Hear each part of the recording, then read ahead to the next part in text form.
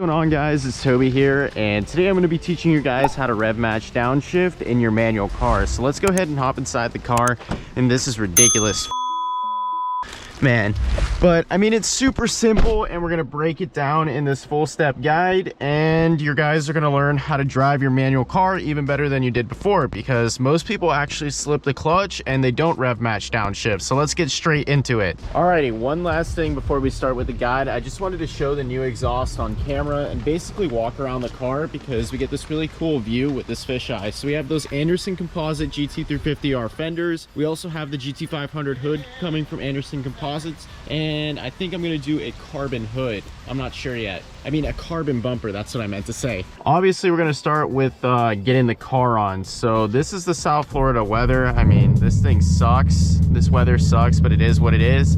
And just one more thing I wanted to say before we get into the guide. I highly advise against you guys learning how to rev match in rain or like adverse weather conditions like this, because if you let the clutch out too fast, you don't give it enough revs when you're rev matching, and you're going a decent speed, say you're going off of like a highway on-ramp, you can get yourself into a really bad situation and chirp the tires. So we're gonna jump in with explaining the basics of rev matching. So what exactly is it? Well, you're matching the transmission speed and the engine speed with your road speed. So say you're in third gear and you want to go down to second gear, you need to give your car a little blip of the throttle in order to match your speeds with your road speed. So in a manual car, you quite obviously have three pedals. This is your gas, this is your brake, and this is your clutch. When you're rev matching, and this is just going to be some sort of graphical illustration, I mean, it's not going to be exact, but what you're going to do is you're going to put in the clutch before you go down to your lower desired gear. You're going to blip the throttle, which I'm not going to do right now, and you're going to dump and release the clutch. Before we go anywhere, I'm obviously going to get my seatbelt on, safety first, and I'm going to switch the mode to the rain mode, because we're not playing around out here with a Whipple supercharger in the rain. We don't need that crazy throttle response like I usually would have. Oh, I also need to get this, and then I guess do it on the other side as well. So let me go grab that. Step is for all the people that are going to be like, oh, you have auto rev match in this car, which I do. I actually got it back with my Lund tune. So let's go ahead and take that off. We go to driver assist, and we're going to take off the auto rev match. Where is it? Yeah, so we're going to turn off rev match right now. It is now off. Just got rolling here right out of my apartment complex, but the very first thing that I'm going to teach you all to do is to look at the RPM that you're in at a certain speed. So we're in first gear right now. We're going 12, no, let's get to 12 miles an hour so we can make an exact point. We're going 1700 RPMs at 12 miles an hour. Now I'm going to shift to second gear, right? So we're in second now, and now I need to catch you in the next bit to explain the point of me showing you that. The same process, but in second gear now. So I'm cruising at 23 miles an hour. I have 2200 RPMs. Now, the reason why I'm telling you guys this is because you need to remember which speed you're at and which RPM you're at in each respective gear. So now I'm gonna go to third gear, right? And say that I'm gonna drop the speed down to 23 miles an hour. I need to give the car a blip of the throttle to about 2200 RPMs to rev match correctly. So we're gonna do that real quick. Let's slow back down, right? This is rev matching. And I'm going 23 miles an hour. I'm in third gear. I want to go to second. We're going to clutch in, blip the throttle. Oh my God. Blip the throttle. That was an over rev. I need more practice. I obviously haven't done this since I had the auto rev match, but you guys get the idea. What I was trying to do was put the clutch in, blip the throttle to 2300 RPMs, and then go back to second gear, because that's how many RPMs I had when I was going 23 miles an hour in second gear. All right, again, we're in third gear, so we need around 2200 RPMs. So there you go. That's how you rev match. I did it smoothly that time. It's super easy. I'm telling you guys, it just takes practice. You need to do it over and over again. We'll show it again once I turn out of here so I'm not disrupting traffic and all that. So we're gonna go to third gear again, right?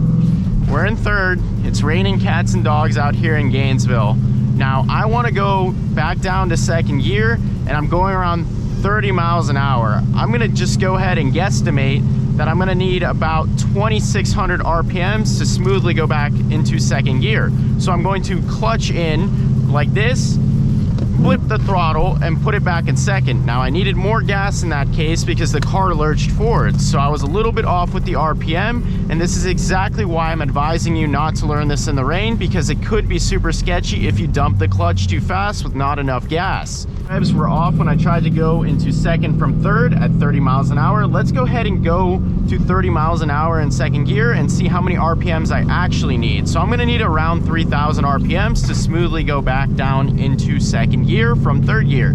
So you guys get the idea. It's all about matching your transmission speed, your engine speed, and the road speed into the desired gear that you wanna go into. So we're gonna give it another shot once we get over this hill, and we're gonna go back down into second gear.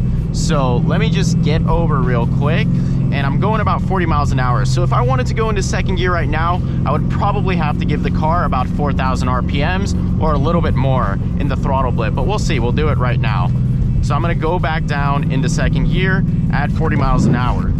That was perfect right there. So we needed around 3,300 RPMs. So you guys are getting the point by now, obviously. You just need to match the speed that you're going into. Fourth gear or a higher gear, and you want to go down to third. So same idea applies. We're going to give it a little throttle blip, and that was super smooth. You just slide it in. In that case, I was in a higher gear with a lower speed. So I was going around 35 miles an hour in fourth gear, and I wanted to go to third. Now I'm not going to have to give it an aggressive throttle blip like going into second, because obviously the gear for third is longer and you can reach a way higher speed. So in that case, I gave it like a 1,500 RPM throttle blip, and it slid right into gear. Super simple, guys.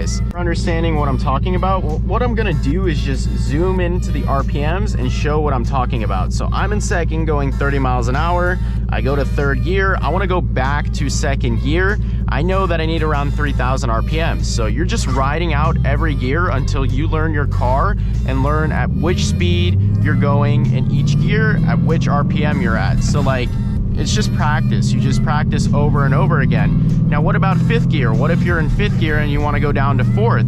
Same principle applies, and we'll show that in just a second. So we need to get some more speed here, and we need to shift into fifth gear.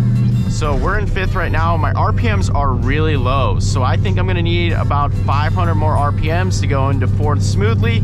Let's go ahead and do that. So I'm gonna clutch in, throttle blip, and slide it right back down into fourth gear. Now in that case, I had way too many RPMs. Well, actually not way too many, but a little bit too much, and the car jerked forward because I over revved. So let's go back down to third gear. So I'm gonna just guesstimate, I'm going 40 miles an hour. I'm gonna need about 2,600 RPMs or a little bit more, maybe about 3,000 to go into third smoothly. So let's give it a shot. Yeah, so it was around 3,000 RPM. So what I'm doing is clutching in, flipping the throttle, pushing the shifter into the lower gear, and it's super simple. I don't know how else to explain it. Like, that's how it is. I'm showing the foot movement too. So clutch in, flip the throttle, push it in, let go of the clutch. Racing on I-Tijuana. Well, obviously with the more speed you have and the higher RPMs that you are within a gear, you're going to need a lot of revs, and this is where it gets tricky. So that's where it's hard. I can't show that right now because it's raining, but essentially what you're going to need to do is really give it a lot of RPMs on those throttle blips. So say we're in fourth gear and we want to do a little roll race. Actually, that doesn't even make any sense. Say we're in fourth gear going 80 miles an hour, right? Somebody pulls beside you on the interstate in Tijuana, Mexico, and you want to go back down to 30 miles an hour to do a roll or whatever. Let's just say that this is the scenario, even though it's highly unrealistic and those speeds are a little bit off. And right there, I under revved. But anyways, what I'm saying is that you're going to give it a lot more RPM. So say you're going to give it like 5,000 RPM throttle blip. Like, that's just how it is. You need to give it higher RPM throttle blips for the faster you're going. If you're just like regularly cruising, then it's going to be around 2,000 to 3,000, maybe even 4,000, depending upon which gear you're going into. But higher speeds is going to be harder to do, and it's going to require a lot more practice. One more very simple rev match, and then we're going to go into going down multiple gears at one time extremely fast, which is basically the same concept, but you can skip through gears if you give it enough revs. Honestly, I don't recommend doing that, but we'll get into that in just a second. Let's go back down to third gear. We're in fourth right now. We're gonna give it around 2,200 RPM. Let's try it out. So yep, I smoothly went back into third gear. Now if you get a little jolt, that's completely normal because you're slowing down the car.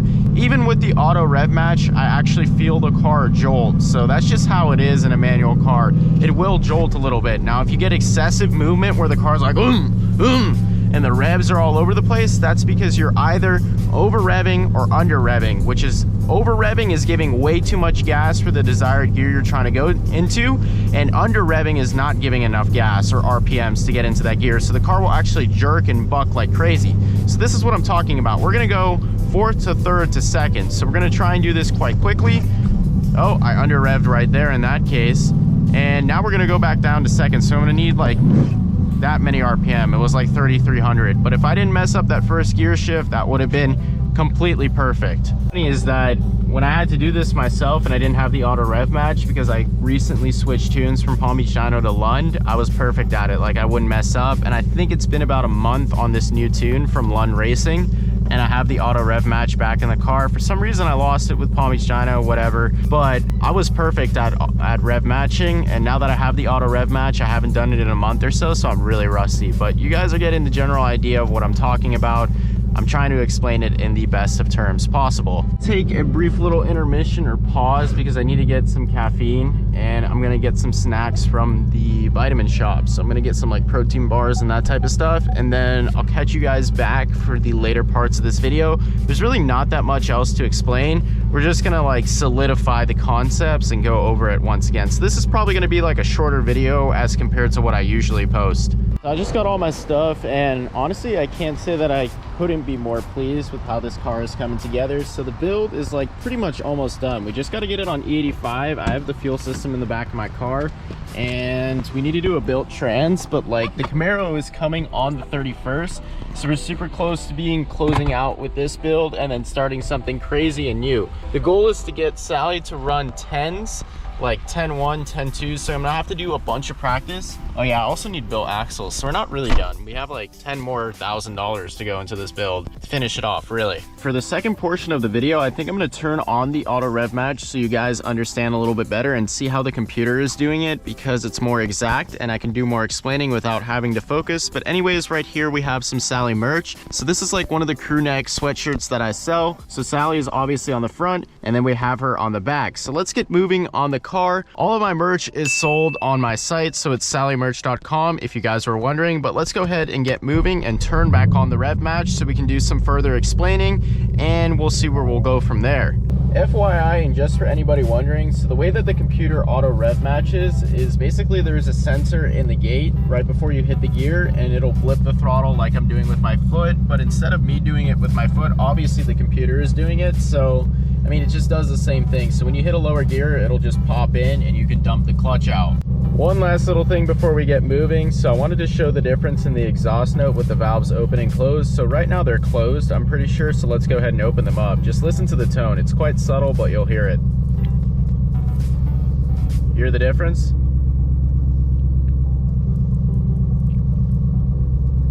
So you can barely hear it, but that's honestly so sick. Make sure to check out Valvetronic Exhaust because they hooked me up with this awesome exhaust, and it's gonna turn gold. So I'll put a picture of what it's gonna look like after driving a month on it. It actually turns from stainless steel, like completely polished look, to gold. So that's gonna be awesome. We gotta put the car back up on the lift a month after the install. Because with the active exhaust, this car sounds bone stock. So this is what the bone stock active exhaust sounds like. It's very deep and grumbly. And then the Borlo is just super, super loud. Like people were complaining all the time, but here's the computer auto rev matching. So we'll go back to fourth, then I'll go back down to third. So it's doing the same thing that I was doing before, except that it's blipping the throttle and I don't actually have to do that. All I do is just dump the clutch and it does it for me. So, I mean, it's pretty simple. Over time and with practice, you'll actually get like my friend Jake. So we'll show a clip of him doing it himself. He has a GT350R with a Pro Charger making 900 wheel horsepower, and like he has no auto rev match on that car. He's just really good at it. Bro,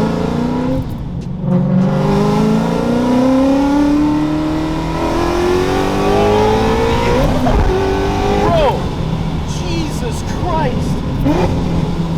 Oh my God. Emphasize this enough. So just ride out your gears in each gear. So I'm in third gear right now. I'm riding it out to know how many RPM I need to go back down if I'm going a certain speed. And it's just all about riding out your gears and knowing what speed you're at for the desired gear you want to go into. So it's like memorizing what you want to be at. So auto rev match is on, obviously. We're gonna go back down to third gear just one more time because I don't see how else I could explain this, but I remember I was going about 48 miles an hour and I was cruising at 3,000 RPM. Now the computer's gonna do it itself, but I'm just gonna show the process. So there you go, you see, it just blipped it up to 3,000 RPMs and I was correct. That's how much I had before. Now I accidentally blipped the throttle a little bit myself too, but it wasn't enough to make a difference. We're gonna be like, I've never auto rev matched a day in my life and I've had a manual like since forever. Well, guess what? They slipped the clutch. So what they're doing is going into a lower gear and they're letting go of the clutch very slowly. Now I'm telling you guys right now, if you have a car that's making power and you're doing that while you're like roll racing in Mexico, you're gonna cook that clutch in no time. Like, you should not be slipping the clutch like that unless you're launching the car. And even that is extremely abusive to the clutch. But if you repetitively downshift and just let the clutch out slowly, you're gonna cook it and basically decrease the lifespan, because the way a clutch works is it's two meshing plates together. So it's, I mean, that's with a twin disc clutch in this car. Usually you can have a single disc, you can have a triple disc, but in this car we have a twin disc clutch. Now every time you open and close the clutch, which is basically putting your foot down, and then when you put it down you're disengaging it, and when you let it back up you're engaging it. So when you push your foot all the way down on the clutch, you're actually releasing the two clutch plates from each other. Now when you release the clutch again, they go back down. If you're doing it very slowly, they're rubbing together at very high RPM and it's just cooking up the surface of the clutch. Here's a POV of what my feet are doing while I rev match. This is a little bit sketchy, but oh, that was way under revved. I cannot do that at the same time, but that's giving you the general idea. Over rev, Jesus Christ, man, I need practice. So that's gonna do it for this video. I tried my best at explaining it. I really don't see anything else or how else I could explain it. So if you guys enjoyed this, and I hope you learned something, pretty much remember to comment, like, and subscribe, and I'll see you in the next one. Sure.